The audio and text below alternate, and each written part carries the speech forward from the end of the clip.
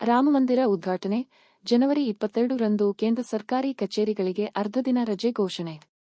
ನವದೆಹಲಿ, ಅಯೋಧ್ಯೆಯಲ್ಲಿ ರಾಮಮಂದಿರ ಉದ್ಘಾಟನೆ ಕಾರ್ಯಕ್ರಮದ ಹಿನ್ನೆಲೆಯಲ್ಲಿ ಜನವರಿ 22ರಂದು ದೇಶದಾದ್ಯಂತ ಎಲ್ಲಾ ಕೇಂದ್ರ ಸರ್ಕಾರಿ ಕಚೇರಿಗಳಿಗೆ ಅರ್ಧ ದಿನ ರಜೆ ಘೋಷಿಸಿ ಕೇಂದ್ರ ಸಿಬ್ಬಂದಿ ಸಚಿವಾಲಯ ಗುರುವಾರ ಆದೇಶ ಹೊರಡಿಸಿದೆ.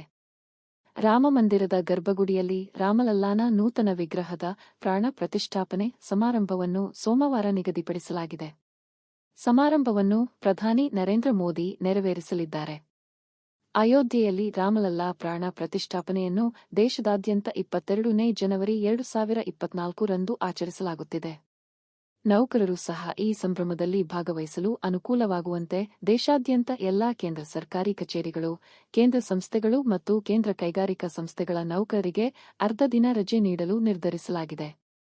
2024ರ ಜನವರಿ 22ರಂದು ಮಧ್ಯಾಹ್ನ 2:30ರವರೆಗೆ ರಜೆ ನೀಡಲಾಗಿದೆ ಎಂದು ಕೇಂದ್ರ ಸರ್ಕಾರದ ಸಚಿವಾಲಯಗಳು ಇಲಾಖೆಗಳಿಗೆ ಹೊರಡಿಸಿದ ಆದೇಶದಲ್ಲಿ ತಿಳಿಸಲಾಗಿದೆ.